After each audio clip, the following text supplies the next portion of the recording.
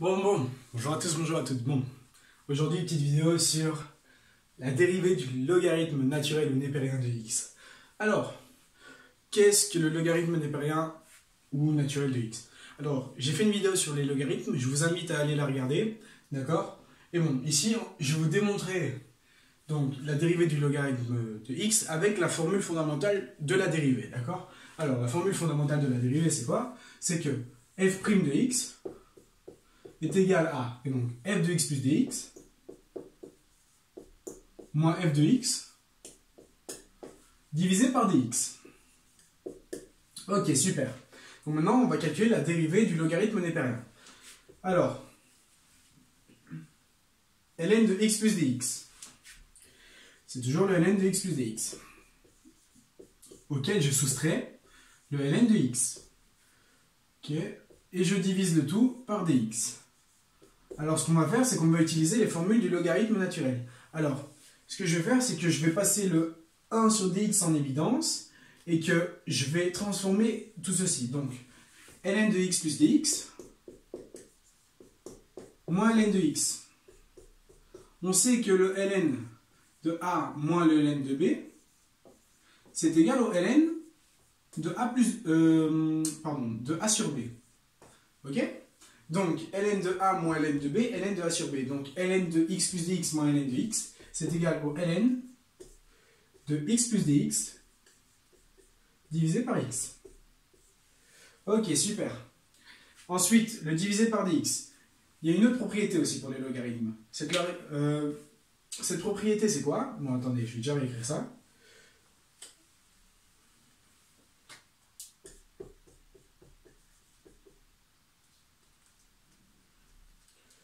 X plus dx divisé par x, voilà. Alors, cette autre propriété, c'est quoi? C'est que si j'ai un nombre a fois le logarithme, non, fois le ln, enfin n'importe quel logarithme, mais ici on va prendre le ln, fois le ln de b, et bien alors, a fois le ln de b, c'est égal au ln de b exposant a.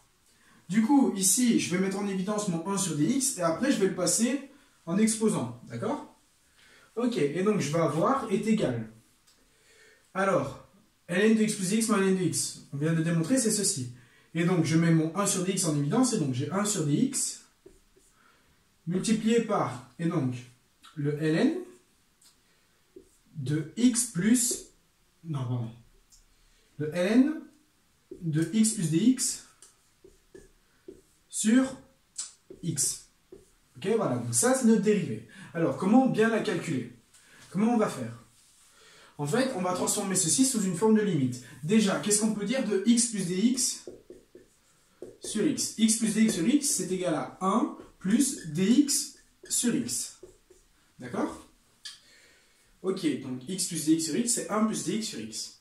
Donc, on peut déjà réécrire quoi? On peut déjà réécrire qu'à l'intérieur, on va avoir 1 plus dx sur x. Cette dérivée, on va la réécrire sous une forme de limite. On va dire que c'est la limite. Donc, non, j'ai pas fini, pardon. Alors, 1 sur dx, ok? Si j'ai fois, tout à l'heure, on a vu que quand on avait a fois le logarithme de b, c'était égal au logarithme de b exposant a. Du coup, ici, on va le mettre en exposant, d'accord? Donc, on le passe en exposant. Et donc, on a 1 sur dx en exposant. Voilà. Donc, je peux nommer tout ceci. Hop là. Ok? Voilà. Bon. Dans une de mes vidéos, j'ai fait une limite, ok? Cette limite, c'était quoi? Cette limite, c'était une limite qui nous disait, quand x tend vers l'infini, de 1 plus 1 sur x exposant... Non. 1 plus a sur x exposant bx, qui était égal à e exposant ab. D'accord? Et donc, en fait, notre logarithme ici, il a plutôt des allures de ce style. D'accord? En fait, on va avoir quoi? On va avoir 1 sur dx, voilà. Et donc, je vais prendre le logarithme népérien de tout ceci. Ok? Parce que mon divisé, il passait au-dessus. Tout ceci, c'est égal à ce qu'il y avait à l'intérieur. D'accord? Et donc, j'ai qu'à calculer ceci. Alors, dx, qu'est-ce que c'est? Dx, d'accord? On sait que c'est, donc, si j'ai une limite de u tend vers l'infini, je sais que 1 sur u, ce sera égal à dx. Pourquoi? Parce que si u tend vers l'infini, bah alors 1 divisé par l'infini, ça me fait un nombre arbitrairement petit, qui tend vers 0. Et donc ce nombre, c'est bien dx. Du coup, quand u tend vers l'infini, on a que 1 sur u, c'est égal à dx. Ok. Si 1 sur u est égal à dx, bah, c'est quoi 1 sur dx? Bah, 1 sur dx, ça va tout simplement être égal à u. Du coup, 1 sur dx, on peut dire que c'est égal à u. Ok. À ce moment-là, si j'ai 1 sur dx qui est égal à u, je vais avoir dx sur x. Alors, dx c'est ceci. Et on a bien 1 sur u qui est égal à dx. Du coup, si je divise dx par x, ben je vais avoir en soi 1 sur ux. 1 sur ux, c'est bien dx sur x. Ok? Et donc, je vais refaire une limite avec ces données-ci, d'accord? Alors, 1 sur x et dx sur dx, on vient de le faire. Donc, maintenant, on n'a plus une limite quand... on n'a plus une limite quand dx tend vers 0, d'accord? Mais on a une limite quand u tend vers l'infini. Et donc, ce calcul, ce logarithme naturel, ça va être égal à la limite quand, et donc, u tend vers l'infini, de, ouvrez la parenthèse, d'abord le ln, pardon, excusez-moi. Donc d'abord le ln, et donc on ouvre la parenthèse. Alors, on va avoir 1 plus dx sur x. dx sur x, c'est 1 sur ux, ok? Du coup, on va avoir 1 plus, et donc 1 sur ux. Ok? 1 sur ux, je vais l'écrire autrement. 1 sur ux, je vais écrire que c'est 1 sur x sur u. Okay, vous allez comprendre pourquoi après. Le tout exposant est donc 1 sur dx c'est u. Voilà, c'est u. Hop là. Donc je referme. Ok? Et on va essayer de voir qu'est-ce que c'est que ceci. Alors, si j'ai le ln d'une limite, d'accord? Donc j'ai la limite et à l'intérieur j'ai un logarithme naturel. Moi je peux tout simplement passer le ln devant, d'accord?